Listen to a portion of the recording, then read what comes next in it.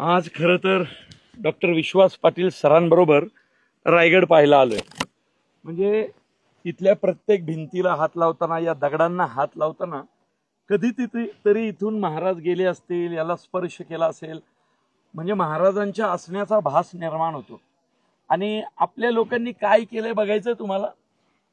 म्हणजे आम्ही आता फिरत होतो तर या ऐतिहासिक वास्तूच्या खपच्यांमध्ये हे बघा, हे बघा, म्हणजे ज्यांनी कुणी हे इथं टाकलं असेल त्या माणसाला मी मनापासून विनंती करतो, बाबा तू परत रायगडावर येऊ नको रे. हा, ही कचरा टाकायची जागा नाहीये. इथं आपल्या बापजाद्यांनी इतिहास घडवला, बापजाद्यांनी रक्त सांडलं. त्या छत्रपती शिवाजी महाराजांची ही पवित्र भूमी आहे. आजही महाराज इथं आहेत.